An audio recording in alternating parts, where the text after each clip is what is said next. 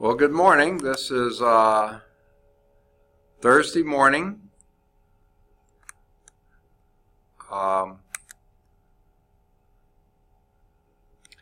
The 1st of September, 11 o'clock.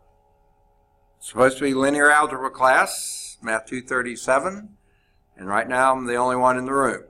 And this is how I started my 238 class as well, but one person did finally show up, which was good, but right now nobody's here. I hope someone does. It gets a little boring talking to myself, so hopefully someone will show up.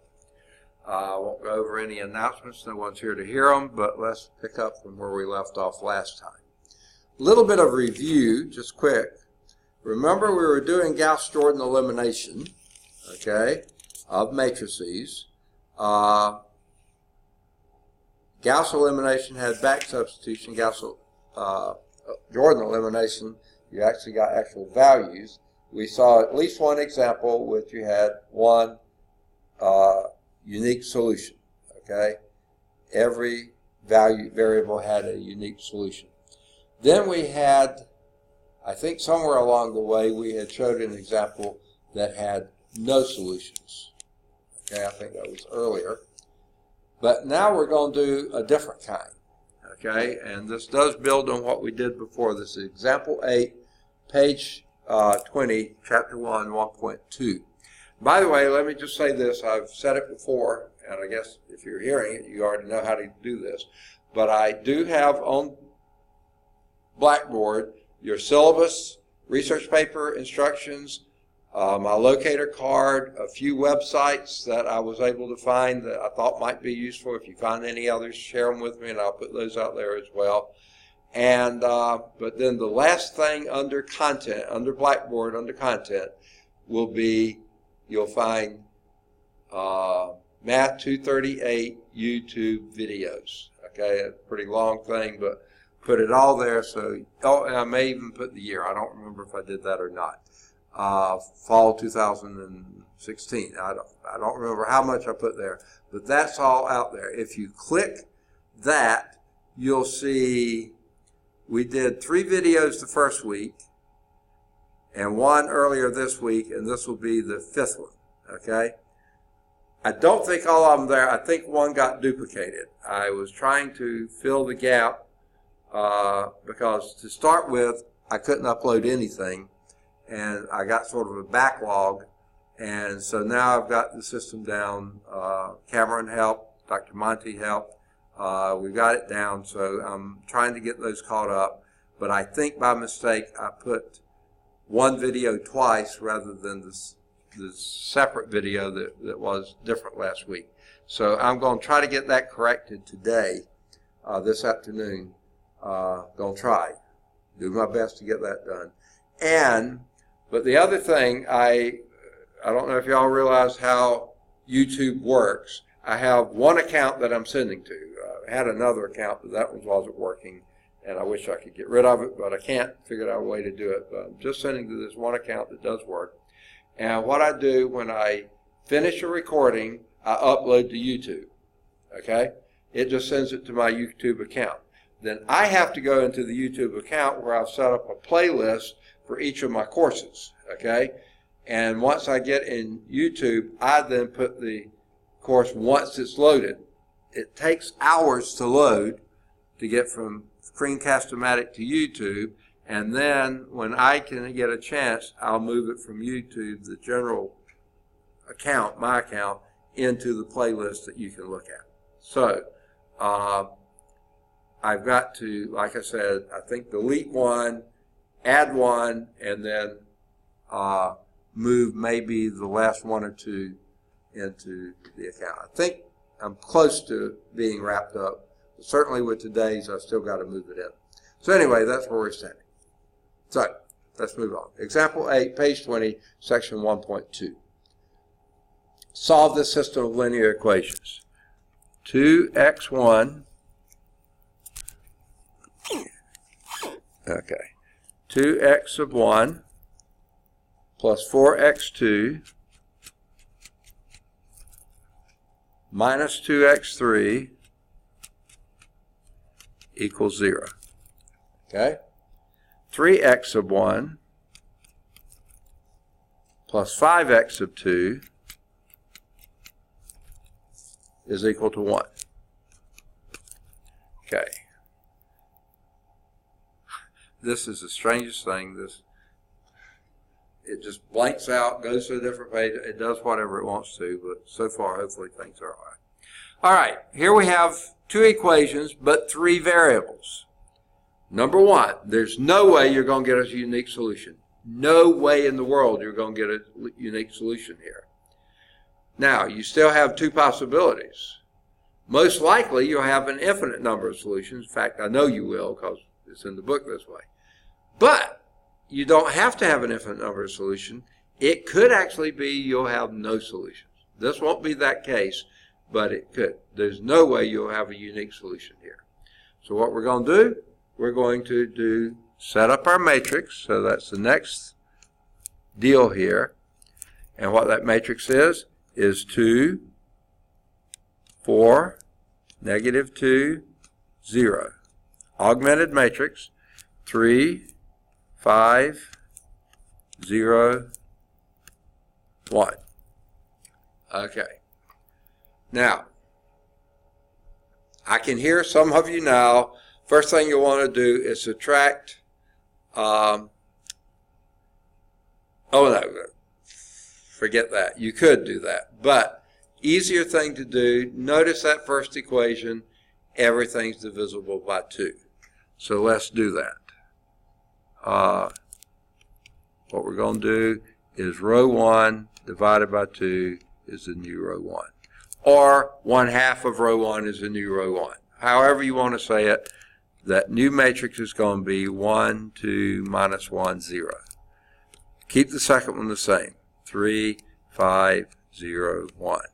Okay, what next? Okay, you've got a leading 1 here. We want a 0 below it. So we're going to do that. How we do it is -3 times row 1 plus row 2 is the new row 2. Okay, so we're using row 1, 1, 2, -1, 0, to adjust row 2. -3 times 1 is -3 plus 3 is 0. -3 times 2 is -6 plus 5 is -1. -3 times -1 is +3 plus 0 is 3. -3 times 0 is 0 plus 1 is 1. All right? What do we want to happen next? We got a 1 in the first upper left corner, 0 below it. Second row, first non-zero entry, we want to be a 1. How do we get it to be a 1? You take that minus plus, change the minus to a plus, the plus to a minus, the plus to a minus. We multiply every entry in row 1 by -1, or divide by -1. I don't care which one you do. Okay, we've got one more thing to do. We got a leading 1 now. We want the 2 above that to be a 0. So what we're going to do is -2, row 2, plus row 1 is the new row 1. Okay, so our next entry, we're keeping row 2, 0, 1, -3, -1. The new row 1 is 1, because -2 times 0 is 0, plus 1 is 1. -2 times 1 is -2 plus 2 is 0. -2 times -3 is 6 minus 1 is 5. And -2 times -1 is +2 plus 0 is 2. Okay. That's all we can do. We're in reduced row echelon form. You got a 1, 0, you can't go any further. Okay? But let's think. This column stands for your x1 variable. This is your x2 variable. This is your x3 variable. These are your constants. Okay? So basically your first equation is saying, well, okay, let's back off. You have an infinite number of solutions because this x3 can be any number in the world. Let's just choose one. They love to use t. Let x3 equal t. Then what is your x1? x1 plus 0x2 plus 5t, that's your x3, is equal to your constant here, 2. In other words, x1 is equal to 2 minus 5t. Okay? Do the same thing with x2. Your x1 is coefficient is 0, so that disappeared. x2, coefficient of 1, minus 3t, because your x3 is t, is equal to negative 1. Okay? So, sorry, that's a x2. I think I said x2 and wrote x1.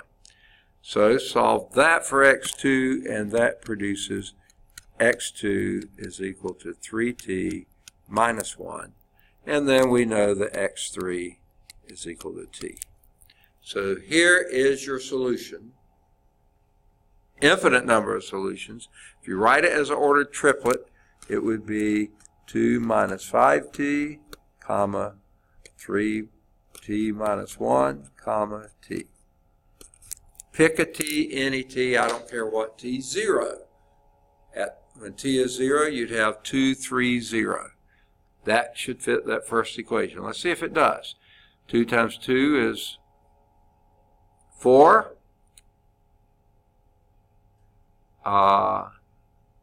Plus 4 times negative 1. That would be minus 4. That would be 0. And t is equal to 0. Yep, 0 is equal to 0. That works. Second equation. 3 times 2 is 6. Plus 5 times a negative 1 is negative 5. 6 minus 5 is 1. Yep, that works. Okay? Pick a t, any t. Plug it in. You'll get a point. That point will satisfy that equation. Okay? That's what they got. They may have written it slightly. No, they wrote it similarly. x1 is 2 minus 5t. They wrote x2 is minus 1 plus 3t. I wrote it as 3t plus minus 1. And x3 is t. Is t important? Nah, you could have used S, R, P, Q, any letter you wanted to. Not X, okay, because you've already used X. So any other letter would do. All right, moving on. The next subtopic here in 1.2 is homogeneous systems of linear equations. I think I've already mentioned this before. Probably used the term, but now let's actually work with it some. Systems of linear equation in which the constant term after the equal sign is 0, those are called homogeneous equations. Here is the generic form: a sub 1, 1, x sub 1, plus a sub 1, 2, x sub 2, plus a sub 1, 3, x sub 3, plus dot, dot, dot, plus a sub 1, n, x sub n, I want to make sure they use the same counter, x sub n, that's equal to 0. And then your a sub 2, 1, x sub 1, plus a sub 2, 2, x sub 2, plus a sub 2, 3, x sub 3, plus dot, dot, dot, plus a sub 2, n, x sub n, that's also equal to 0. And you do this for every equation down to a sub m1 x sub 1 plus a sub m2 x sub 2 plus a sub m3 x sub 3 plus dot, dot, dot, plus a sub mn x sub n equal 0. All these are equal to 0. Everything you have here. Okay.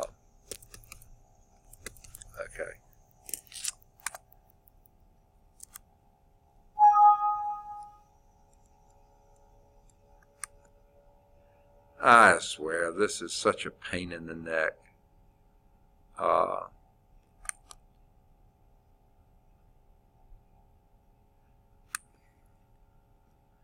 Sorry.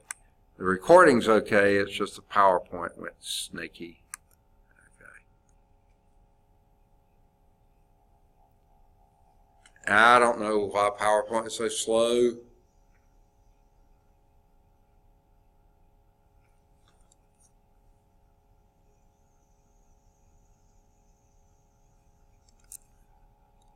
being so bizarre.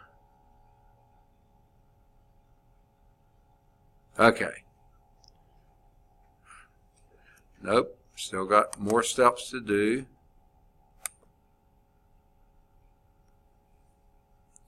Okay, now we've got a little blue part on the screen. I don't know why. This is so strange. Maybe it'll disappear once I write on that again. Okay. Now, a homogeneous system of equations must have at least one solution, always will have at least one solution. Why? Because all the constants are equal to 0. That guarantees you that one solution is going to be for every x to be 0. Because a11 times 0 plus a12 times 0 plus a times 3 times 0 plus all the way across, if all those x's are zeros, in other words, if your 0 vector, you might call it, every component in that point, coordinate of that point is 0, then certainly all of them are going to add to 0, okay? No matter what your a's are, okay? That's called the trivial solution, or sometimes the obvious solution. A homogeneous system of 3 variables and 3 equations and 3 variables, x1, x2, and x3, will have, if it's a homogeneous system of equation, you know one solution is going to be x1 equals 0, x2 equals 0, x3 equals 0. It's got to, okay? Homogeneous system must have at least one solution, specifically if all the variables in the homogeneous system have the value 0, then each of the equations must be satisfied. That's the trivial or obvious solution, okay? So let's do one. And now, this is such a pain in the neck. I get so tired of this. Ink color black. Okay. X sub 1 minus x sub 2 plus 3x sub 3 is equal to 0. 2x sub 1 plus x sub 2 plus 3x sub 3 is also equal to 0. Homogeneous system because both of the equations is equal to 0. That's the constant. Well, how do we solve this? Set up our matrix. You could do it without a matrix, but we're going to use the matrix because that's what we're doing. 1, negative 1, 3, 0, 2, I think that's a 1, yeah, 3, 0. Okay? Well, we got a 1 where we want it, upper left. We want zeros below it. So negative 2, if I could write, row 1 plus row 2 is the new row 2. Okay? So the next matrix will be a 1, negative 1, 3, 0. We're using the first row, so we don't change it. And the new second row will be negative 2 times 1 is negative 2 plus 2 is 0. Negative 2 times negative 1 is plus 2 plus 1 is 3. Negative 2 times 3 is negative 6 plus 3 is negative 3. And 0 plus 0 is 0. Whether you multiply minus 2 by not, it's going to be 0. All right, what do we want to happen next? We want that second row to first non-zero entry to be a 1. How do we get it? Divide by 3. So that's going to be, in fact, I think I'll just change it here. I know this is cheating a little bit, but it just saves a lot of writing. We'll change that to a 1 and that to a minus 1.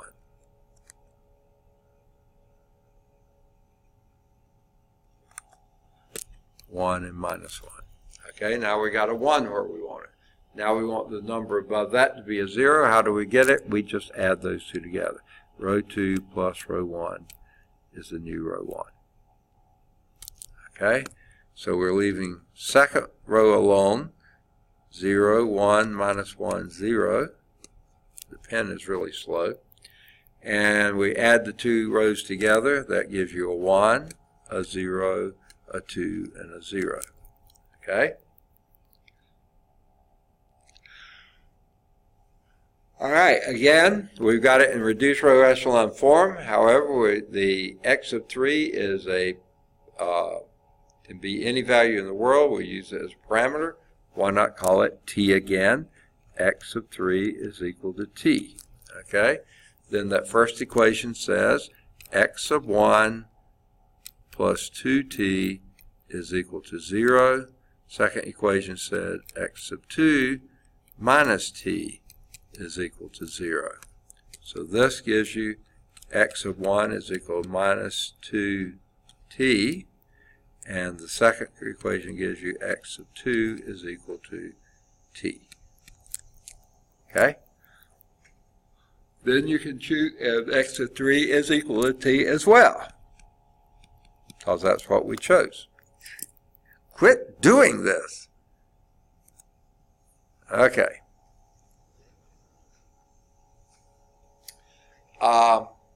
So pick a t, any t. 1 you know for sure, 0, 0, 0, that's the obvious, the trivial solution. That always will work on a homogeneous system. But any other one would work, like t equal 1, you would have negative 2, 1, 1. Or 2, negative 1, negative 1 if you chose t equals negative 1. Any number you want to put there for t, then figure out what each of the variables is. Okay. Let's see if that's what we got. x1 equals negative 2t. Got it. x2 is equal to t. x3 is equal to t. All right. Now, as illustrated in that example, a homogeneous system with fewer equations than variables will always have infinitely many solutions. Okay? Always will have at least one, the trivial solution, if it's homogeneous. But if it's got more variables that it has equations, or fewer equations that it has unknowns, then we know it's going to have an infinite number of solutions. Okay? So let's do, sorry, my head's clogging up. I'm not really sure why. But let me erase all the ink and let me write down for you theorem 1.1. Homogeneous solutions of the number of solutions of a homogeneous system. Every homogeneous system of linear equations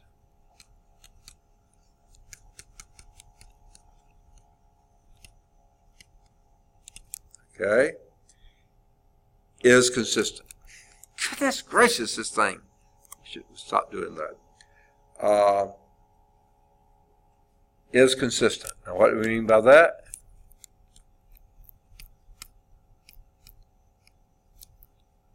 Okay. What we mean by being consistent, it has at least one solution. We know every homogeneous system of equations has one solution. The trivial solution, 0, 0, 0, 0, however many components your variable has. Okay. It is 0. Okay. So it's got to be consistent. Moreover, in addition to that, if the system has fewer equations than variables,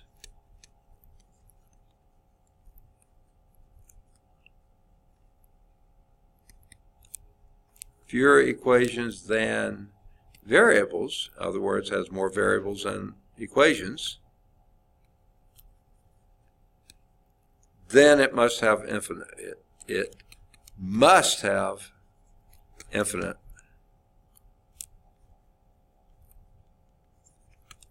number, many solutions, infinitely many solutions.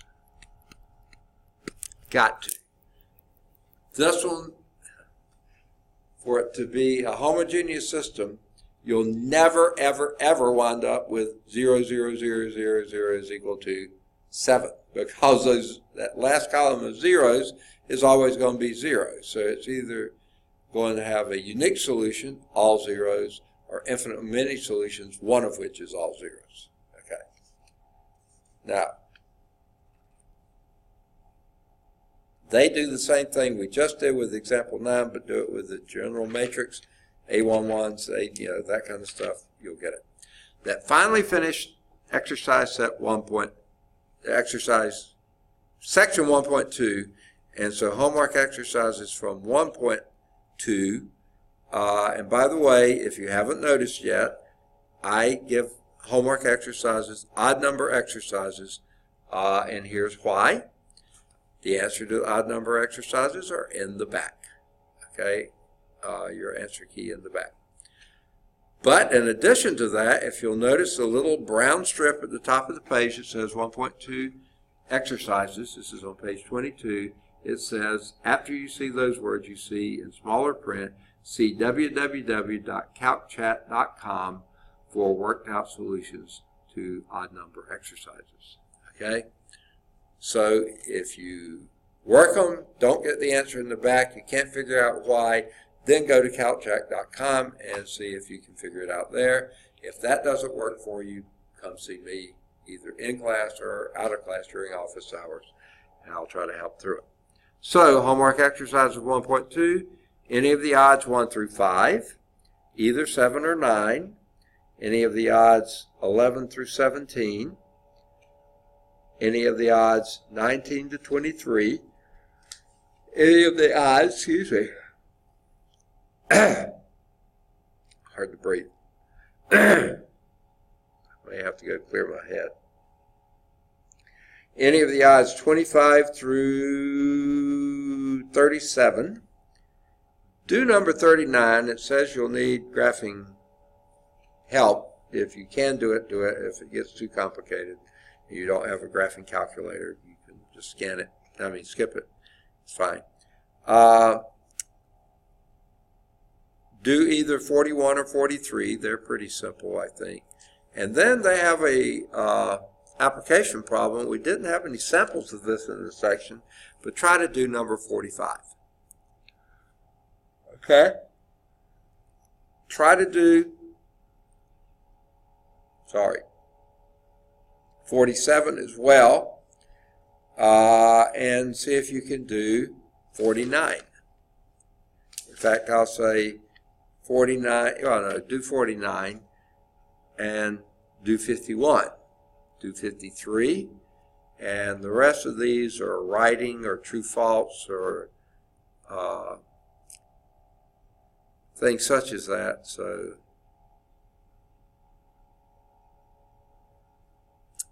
wanted to check too.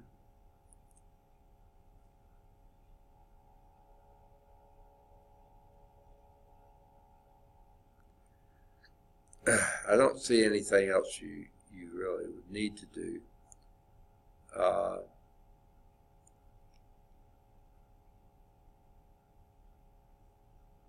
I usually look here to see if there's anything in the writing pieces that indicate a potential paper topic. I don't see any particular. You may find something there you're interested in.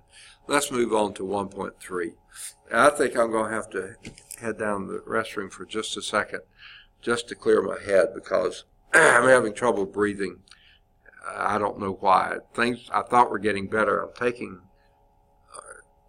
using Flonase every evening, and it seemed to be clearing up the head, but not today. My eyes are itchy and stuff, so let me do a pause here.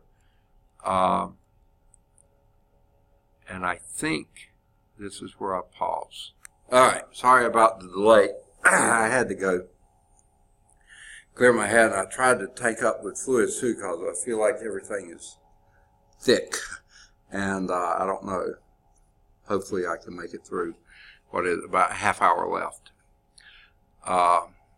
So let's do what we can. No, more than that. About 45 minutes left, I guess. Okay. So let's do 1.3, applications of systems of linear equations. We're not going to do much on this. I just want to talk through these. One of the things that you can do is polynomial curve fitting.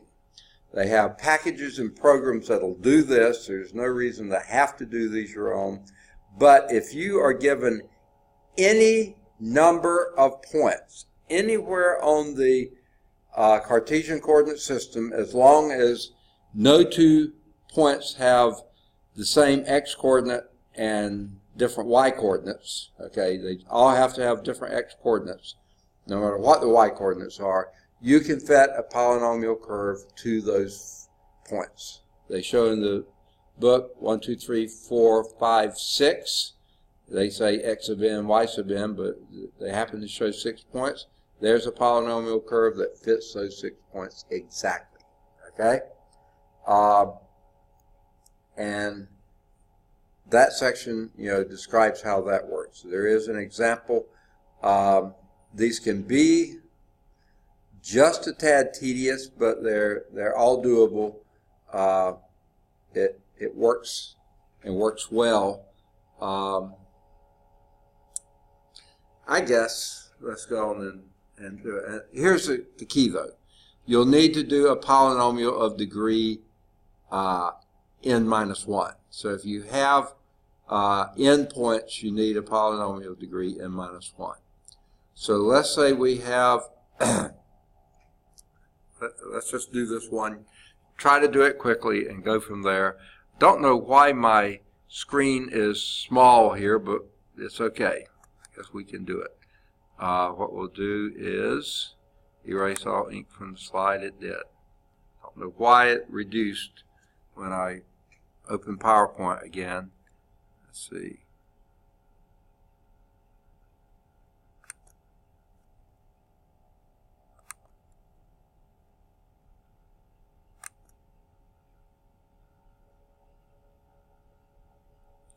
Well, that didn't do any good, did it?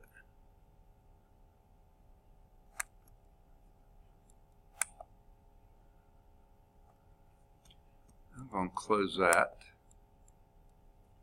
Well, both PowerPoints closed. Sorry about this. I thought I could improve things, but it just doesn't seem to be happening. Okay.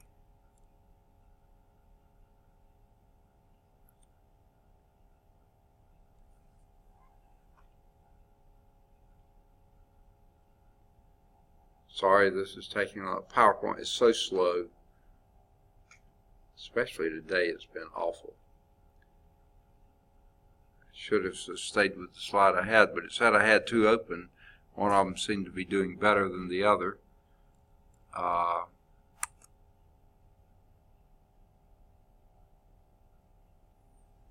It says I have PowerPoint, but nothing's opening. There we go. Blank presentation. Okay, slideshow from current slide.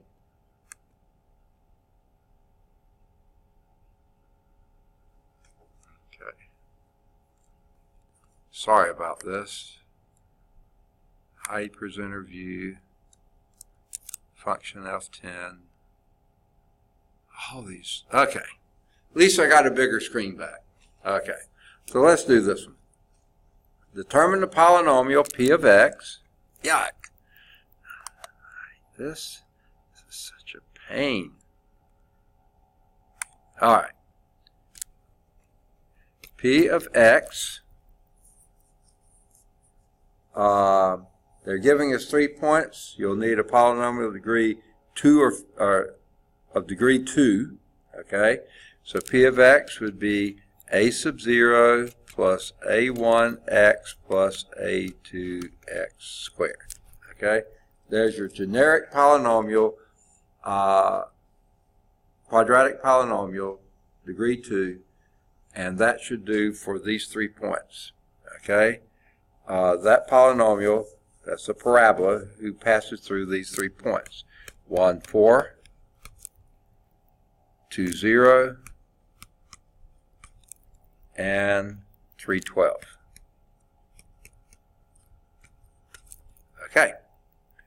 Well, obviously, when x is 1, your p of x should be 4. So then this would be 4 is equal to a0 plus a1 plus a2. Right? Because if you plug in a 1, you get that. Second one gives you 0 is equal to a0. Okay? plug in x equals 0. I'm sorry. A2 plus 2a1 plus 4a2. Your x is 2, so x would be okay. And then your third equation would be 12. That's what the p of x is equal to a0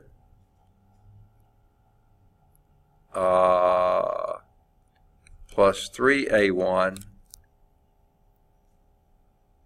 plus 9a2, because x is 3. All right, now this isn't set up perfectly, not quite, but close to it.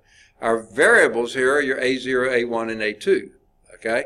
Your, move around the constant term and stuff, set up the augmented matrix, and this would be 1, 1, 1, 0. No, 4, sorry. Yuck.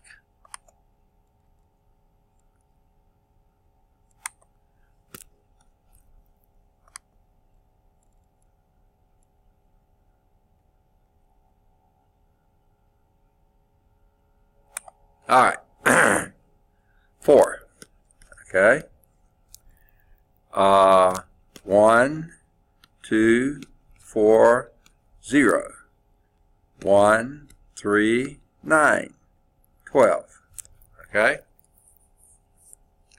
Now, you got a 1 where you want it.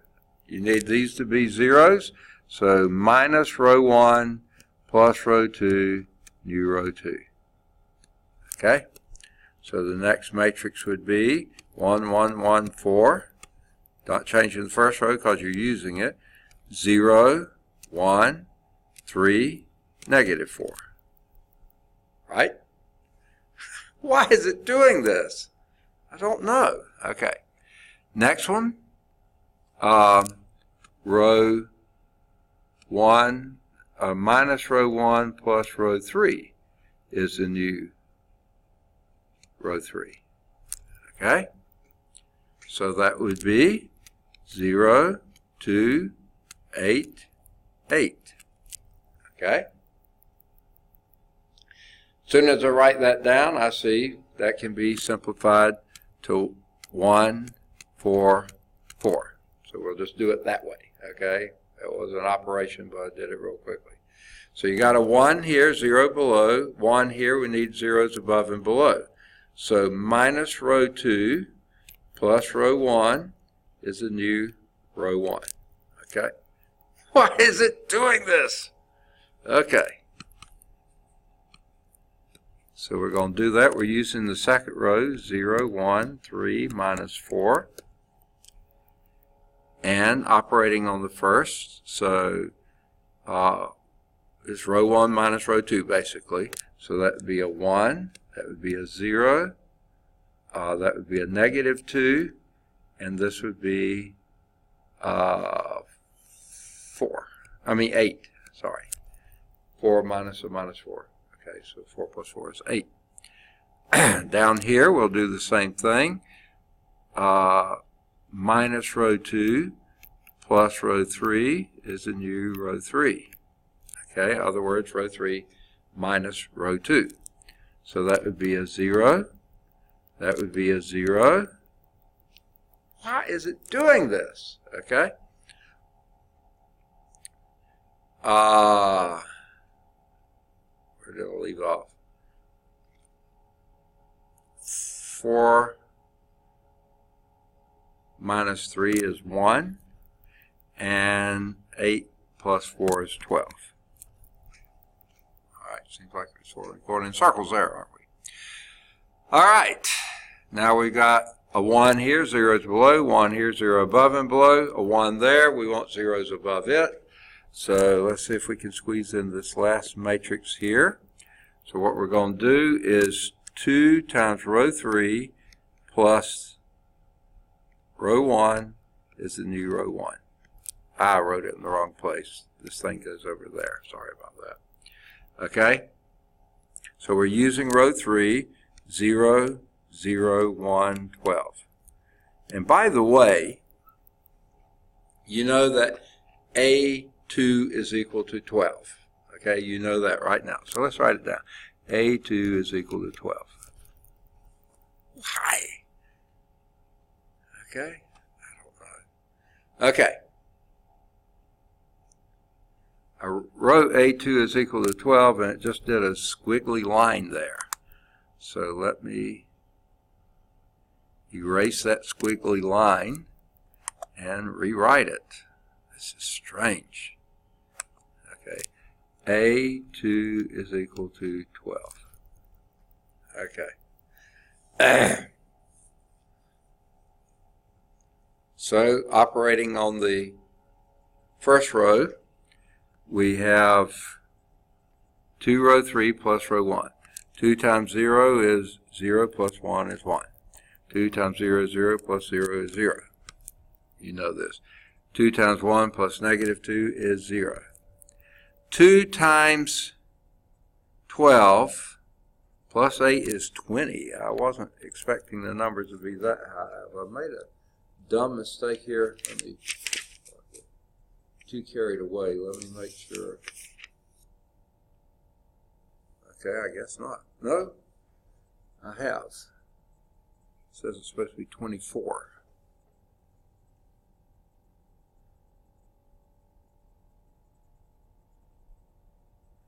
Number one, that should have been a 30 if I did it right. Okay. It said A2 is equal to 8. I must have made a dumb mistake somewhere. Let's go back and see before I carry it any further.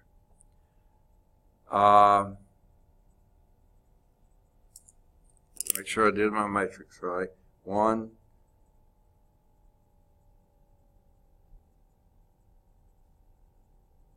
You know what?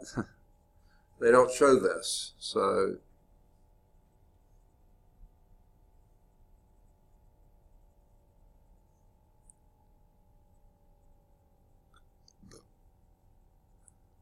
I get A0. Oh. All right. Let me see. Okay, here we have it. 1, 1, 1, 4. 1, 2, 4, 0. 1, 3, 9, 12. Yeah, that was right. So let's do my next step. 1,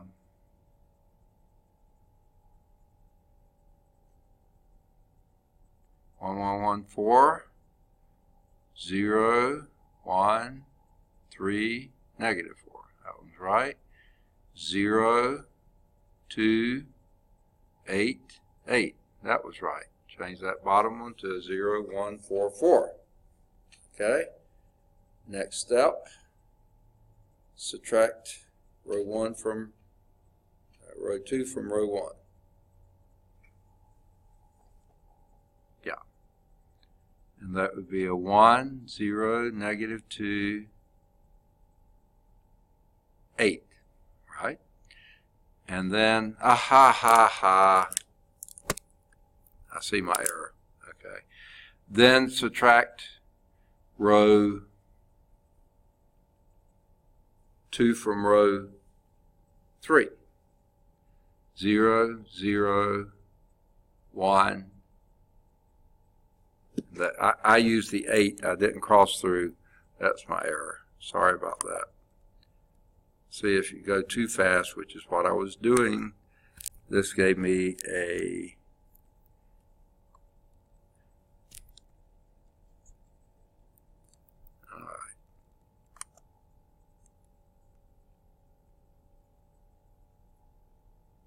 all right. Row 3 minus row 2, that gave me an 8. All right. That's where I botched up. So row A2 is equal to 8, not 12.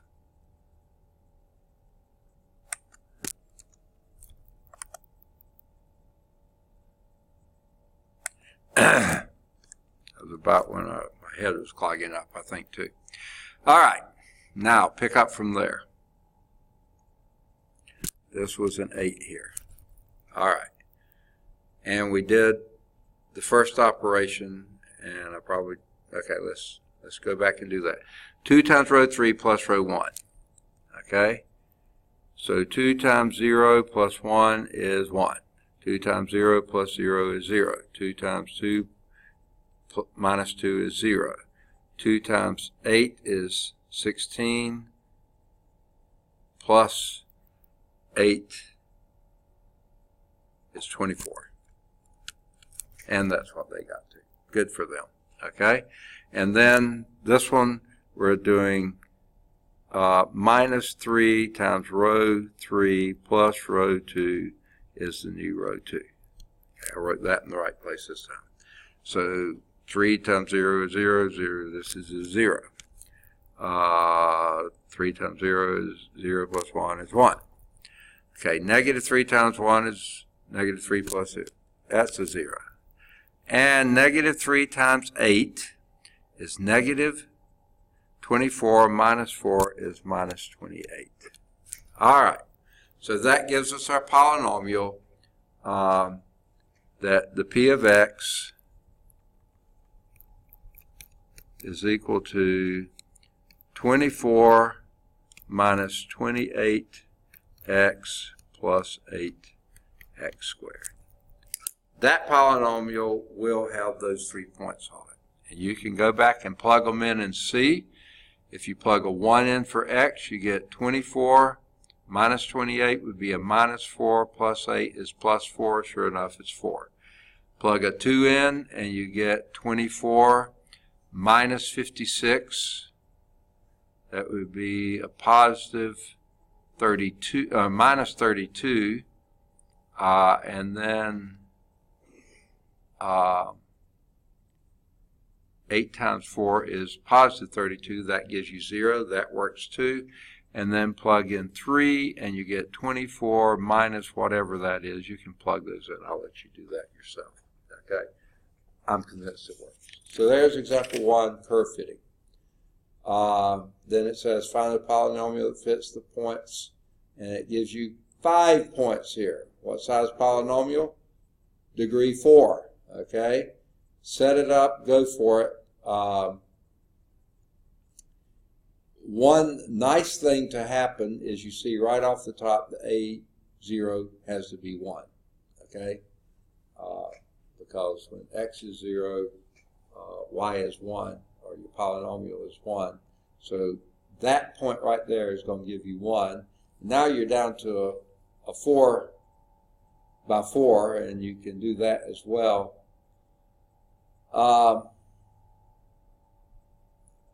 I wouldn't necessarily, but you could. But then you reduce that. You keep on trucking.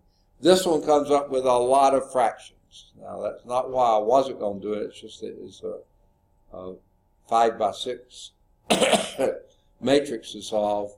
I'll leave that to you to do it. Okay.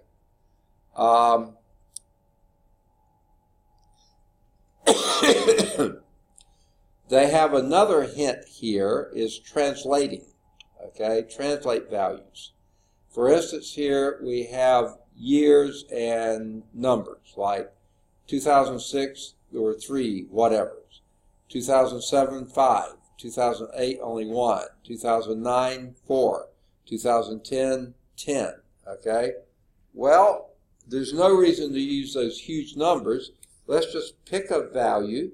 For instance, and they picked rather strangely, I thought. My first inclination would have said, change that to points 6, 3, 7, 5, 8, 1, 9, 4, and 10, 10. And then whatever you get as your answer, you go from there. They said, let's let z equal x minus 2008. Okay, so that would then give you your zx1 would then be a -2, -1, 0, 1, and 2. Fine. I mean, there's nothing that's good, better, and different about your choices. I said let z equal x minus 2000. That would have worked just as well. The numbers would have been a little higher. The numbers do, the x values are sort of minimized here. Okay? But you can do those kind of things, translate large X values before you start doing your curve fitting. There's another curve fitting problem here. This is a real live problem. This is mean distance of the various planets to from the sun, except they're used in I think they call them astronomical units, which are, for our solar system, is this is from Earth to the sun is 1, and then everything else is a fraction of that. And you're comparing the mean distance in astronomical units to the period, okay, and seeing if you come up with anything there. And sure enough, you can fit it exactly on a, since you have 4 points, that would be a third-degree polynomial, and there you have it. Mercury, Venus, Earth, and Mars. So these take a while, especially when you have decimals such as this. By all means, use calculators or other packages to help you. I'm not going to take class time to do all those. Now, another thing you can do here is do a transformation, and this was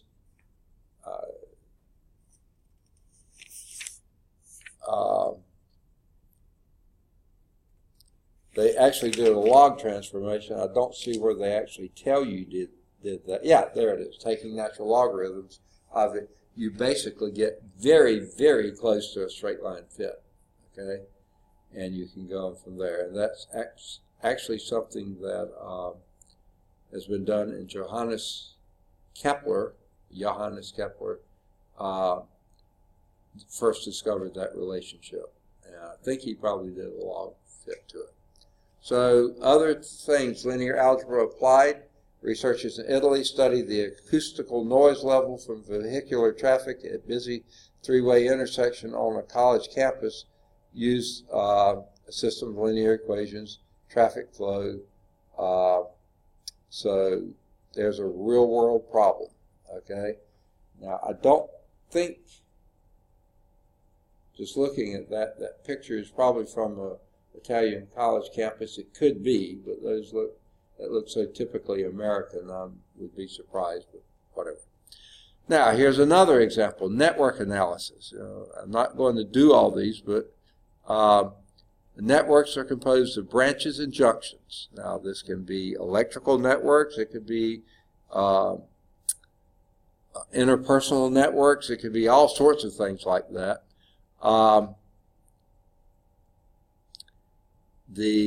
At every junction, everything has the balance. In other words, they show a junction here. I guess I should do it because not all of you have books yet. So let me clear the ink from the slides. And if you have a junction here, and you have an input on this side, and you have outputs on this side, and you know the input is 25, the output is x and y, you know x plus y is equal to 25. Okay? Anything that you can match up and do like this, that can work. So here's an example of a network. I think since I did that, let me go and take that off because I'm going to need all the space I can. Here we have a junction. Now these numbers in the junctions, they only are identifying the junctions. There's nothing to do. The numbers on the lines here, they represent whatever your flow is, okay? Here's node 2, I call them nodes. This is going to be x1 here. This right here is 20, and x1 is going down to 4, okay? X2 is leaving 1 and going through 3, which is in the middle. And this is x2 going this way. X3 is coming from 2 to 3, and that's x sub 3. x of 4 is going up from 5 to 2. 10 is going down from 3 to 4. And x of 5 is going across from 4 to 5. So obviously you have a 5 unknown problem. You'd better, oh, I left off one. 10 is going from 3 to 5. Okay? You have 5 unknowns, so you need to come up with 5 independent equations. Okay? So pick your 5 nodes here and give the equation for that node. Okay?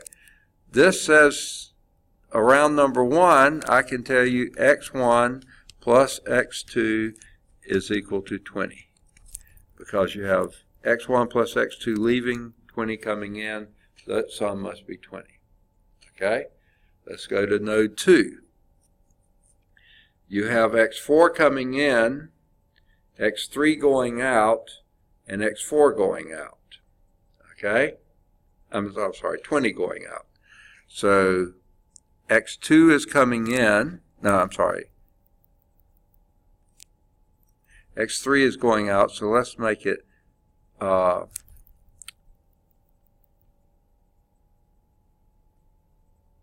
going to write it this way first. x4 is equal to x3 plus 20. x4 is coming in, x3 and 20 are both going out, so that has the equal. So I can rearrange that and say minus x3 plus x4 is equal to 20. Okay? Let's go to node 3. 4 things here. You got an x2 and an x3 coming in and 2 10s going out. So that looks like x2 plus x3 is equal to 20. Okay? Because you got 20 going out. Let's go to number 4. You got an x1 coming in and a 10 coming in. So x1 plus 10 is equal to x5. So I'm going to rewrite that as x1 minus x5 is equal to minus 10. Okay? Because you subtract 10 from both sides. Okay? That's at number 4. At number 5, you have x5 and 10 coming in, x4 leaving.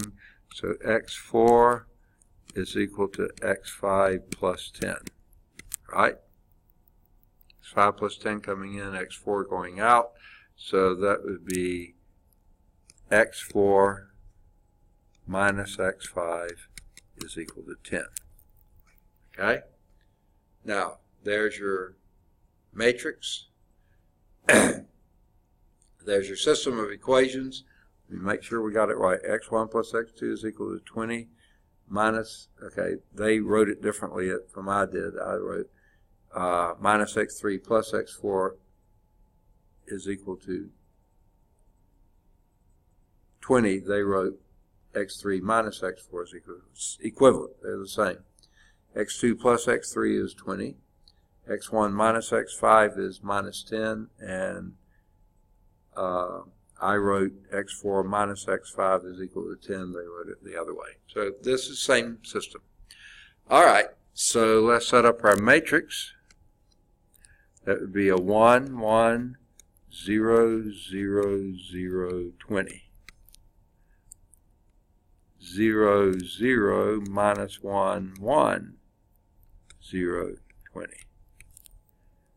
0, 1, 1, 0, 0, 20. A 1, 0, 0, 0, minus 1, negative 10.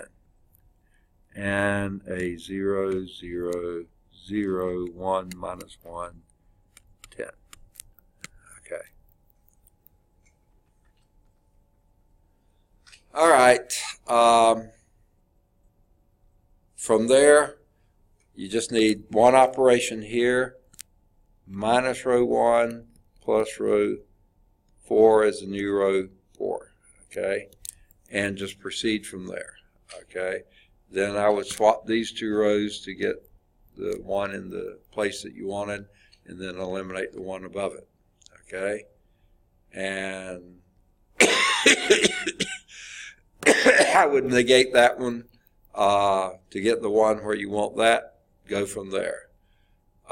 This one's set up perfectly for the next one. I would move it up, and then well, whatever. I mean, you can solve that system, and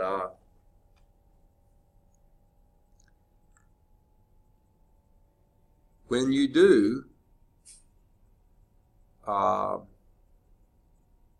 they say they're going to wind up with a row of zeros. Now, I had done it for a while, but guess what? You have this is not a unique system. You can choose any value for t and has an infinite number of solutions.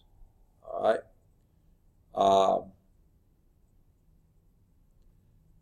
They mention here Kirchhoff's laws. These are the ones you use if these were electrical circuits.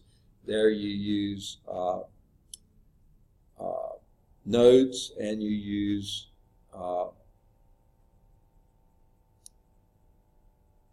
paths, okay? And that would give you Kirchhoff's laws. The number one, all the current flowing into a junction must flow out of it, so that's a lot like we had in the earlier example. And then the other part is the sum of the products IR, where I is current, R is resistance. That's your drop in voltage, and anytime you go across the battery from low potential to high potential, you're going up in voltage. Going the other way, you go down in voltage. So you choose a current path and then go from there. That is important in electricity. If you haven't already had it in physics, you will. So I guess it's worthwhile. Let's do that one. Okay. I wasn't going to do many of these. I just sort of set up that one, but the previous one, but I didn't solve it. Let's actually do this one. Here is your circuit. Okay. Go along here until you hit a resistor. Okay. And this R1 is equal to 3 ohms. Okay. We don't know the current there, but we're told, given the direction the current is going in this direction, we're going to call that current I1. Okay. Now, next thing you hit here is a battery. Long line, short line. And we're told this is 7 volts. Okay? And then we go down here and we hit a node. Node here, node there. A junction. Junction 1, junction 2. Okay? You have another circuit going from 2 to 1. And that shows the current flowing from 1 to 2. And in this current, you have just a resistor. Okay? And this they're naming I2. Okay? And this R2 is 2 ohms. Okay? Then you have another path down here that you hit a resistor. And then you hit another battery. Okay, power supply, whatever you want to call it. And this is an 8 volt. Going from left to right. And so they show this current also moving in that direction, and they call that I3. Now you can put your I's anywhere you want to, but those are the currents going through those resistors. That third resistor, R3, is a 12 ohm resistor. No, 4 ohm resistor. I can't read.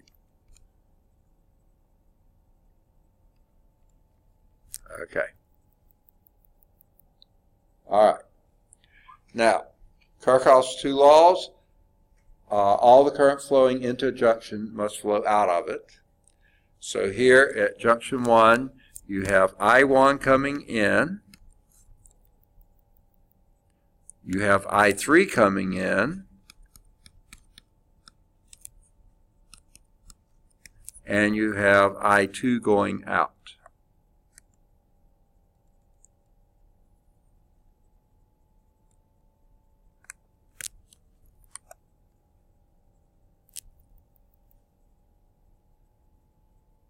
Okay, so minus I2. Okay, now I've written it that way. You could have written it as I1 plus I3 is equal to I2, but this gives you the same thing. Okay? Because your unknowns here are your currents. That's what you're going to be looking for. Let's do the same type thing for 2. Okay? At number 2, you have I2 coming in and I1 and I3 going out. Guess what? That's the same equation you have right up above. You just have I2 is equal to I1 plus I3, which is minus I1 plus I2 minus I3 is equal to 0, or however you want to write it. You don't get any new information of that. So then we do our current loops. Okay, the sum of the products IR around the closed path. In other words, what you're doing you're adding and or subtracting the voltages around any loop. This is the loop law, okay? The other is the junction law. This is the loop law, okay? Now they identified one loop for you. Here's loop 1. We'll call that loop 1. And then they said this will be loop 2. And that makes sense with how you've written it. This will be loop 2. Now you could have done the whole outside loop. That would have been a little trickier, but you could do it. It's any loop. We only need 2 because you got 3 unknowns. You got one equation from your junction law. Your other 2 will come from the loops. So you can start anywhere you want to. Why not start at this point right here for loop 1? First thing you're going to do is go up 7 volts. That's what you do when you're going in the direction of your loop. You're going up 7 volts. So that's 7. Then you're going to drop in voltage 3I1 minus 3I1 because your resistor is this, your current is I1, the drop in voltage is that. You're going down in voltage, so it's a minus. Then you go drop in voltage again, 2I2 minus 2I2, okay, and that's going to equal 0. Okay, but I don't want to leave it in that form. In fact, I wish I hadn't even written it there. Let me write it over here. 7 minus 3I1 minus 2I2 is equal to 0. Because now you're back at where you started from. That has to be equal to 0. I'm going to change the way I wrote that. Wish I had thought of this in time. Okay.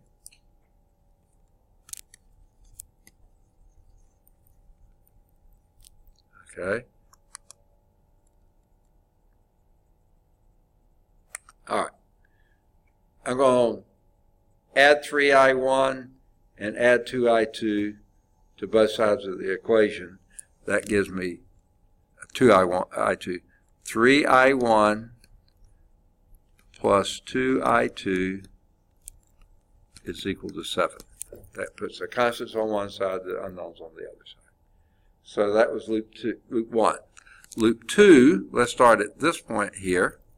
First thing you're going to get is an 8 volt as you go across the battery in that direction. Then you drop 4I3, 4 ohms times I3. Continue around there, and then you drop again to I2. And that's going to equal 0 because you wind back up where you started. So let's rearrange that and make it 2I2 plus 4I3 is equal to 8. There are our 3 equations, 3 unknowns, our 3 currents. Okay? Set up the matrix. 1 minus 1, 1, 0. 3, 2, 0, 7. 0, 2, 4, 8. Let me just stop right there, and let's make that third one.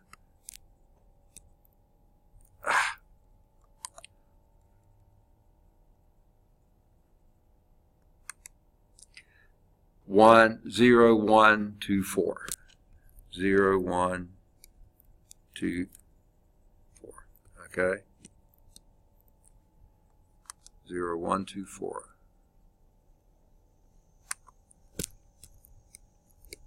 Okay. All right. And I think I want to swap those two. Get it set up the way I want it anyway. I want to do it just by erasing, but I guess I better not. So let's do it this way. 1 minus 1, 1, 0.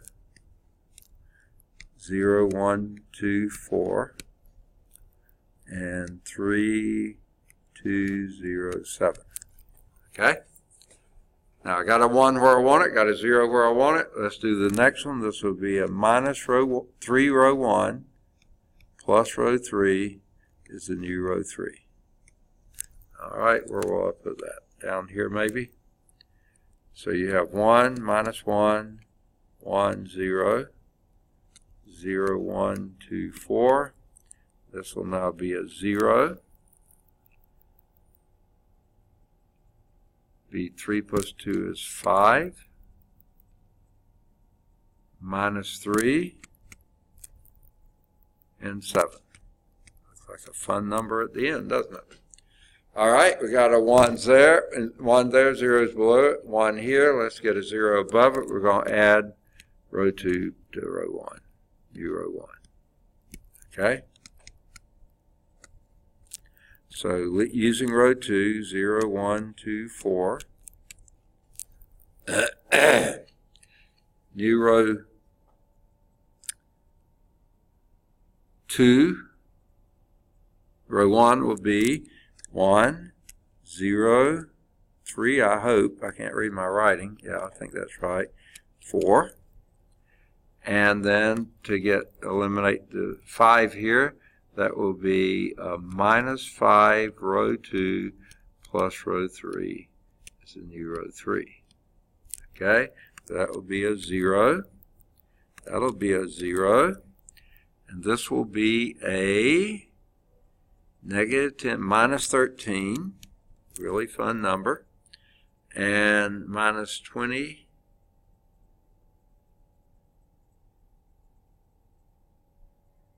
plus 7 is minus 13. Okay, so this looks like I3 is equal to 1 amp. So basically, I can divide that last, what am I doing? Okay. Okay, divide this by negative 13 and multiply by negative 1/13. That becomes a 1 and that becomes a 1. Okay. So we got what I3 is 1 amp. All right. Now I'm real tempted to just do back substitution there, which I think is quite easy to do.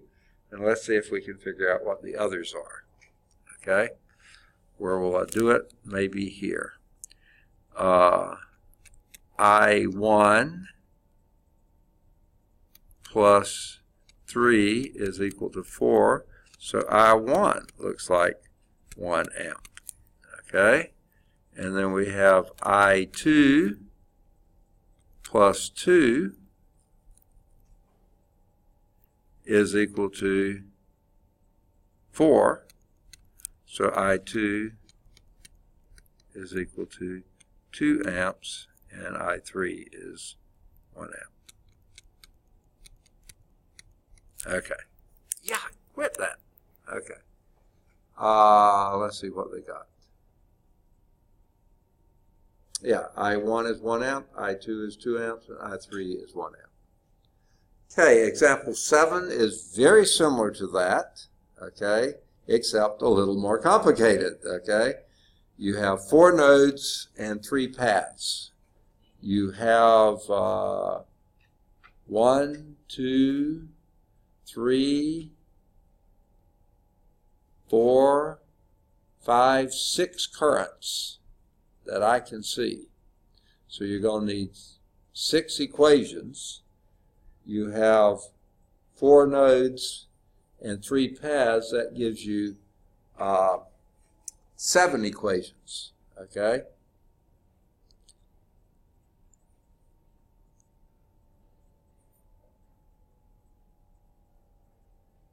What they do is they take the 4 junctions, okay, that's 4 equations, and then they just use 2 of the paths. And it really doesn't matter which one you do, but they just chose 2 paths. And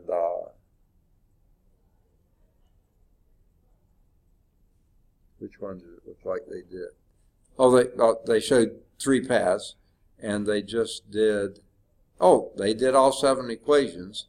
I can guarantee you, when you do 7 equations, 6 unknowns, you're going to wind up with a row of zeros at the bottom somewhere, and then you'll wind up with your currents, 6 currents.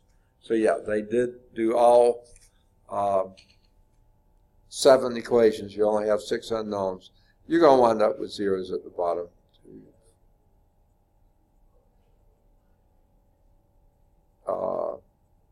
And they say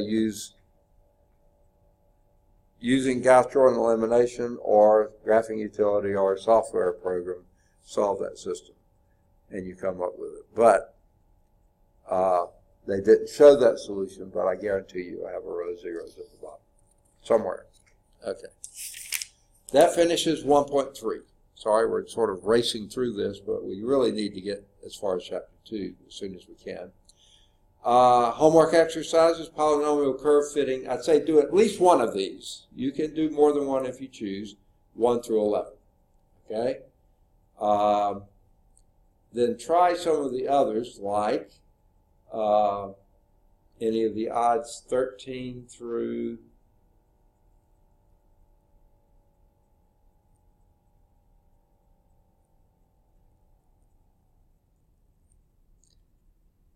okay. 13 uses some signs. If you find that interesting, go for it. Number 15 says find the equation of a circle passing through these 3 points. That's assuming you know what the equation of a circle is. Let me give it to you. X squared plus y squared is equal r squared. So with that in mind, you can go with that. You just don't know what r is.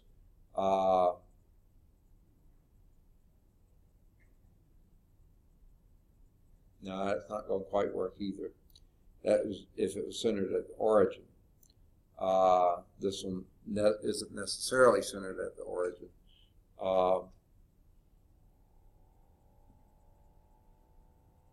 It's just a curve. So do the curve through those 3 points. Now, let's see. That'll give you a polynomial fit. There are some equations for the curve circle. If you are interested in that, and I'll give it to you later. Okay. If no one's interested, we just won't waste any time. 17 though is a reasonable type 1. That's when you need to adjust your input variable. You know, you got 19, 90, 19, or 2000, 2010, and 2020 and 30. You can play with that if you want to. 19 net profit, if you're really into the business type models, that would be a good one to work on. Guided proof, if you're interested in that. Application in calculus, number 23, if you're interested in that. 25, it's another polynomial fit, it looks like. 27 is a network analysis without telling you what the network is, whatever it is. That could be water flowing through pipes. That's what they tell you it is. It could be traffic on highways. I mean, it could be just about anything. So 27 and 29 are both network analyses. You can do one of those if you want. Electrical network, that would be 31 or 33. And then temperature, this is basically Newton's, one of his law for temperature. That would be 35 if you want to try that. Partial fraction, if you remember that from your calculus, you can do that using matrices, 37. Another calculus application is an eigenvalue problem. 39 is like that. So homework exercises here. Try at least one of the odds 1 through 5. Try to do number 7. Any of the odds you want to do 9 through 19. You can do 21 if you'd like, 23 if you'd like. Oh, by the way, these are review exercises from the whole chapter.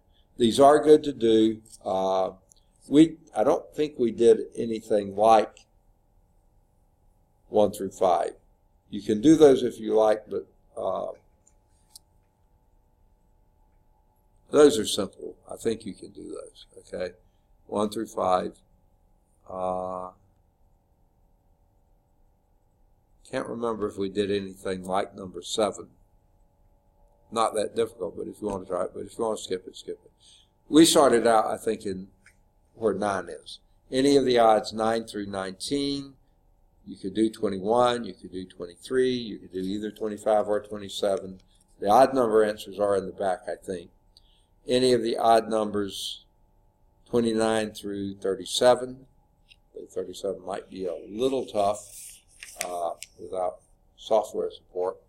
Either 39 or 41. Any of the odds 43, either 43 or 45.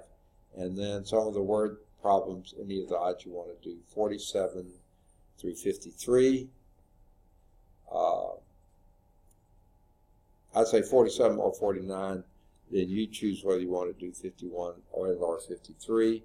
There's some true false, one true false. Then there's another word problem, 57, you might find interesting. Partial fraction, 59. Polynomial curve fitting, 61. Other word problems like 63 or 65, whether sales or deer population is greater interest to you. The network analysis, this is electrical network, number 67. So those are what you need there. How are we doing on time? I think we're over.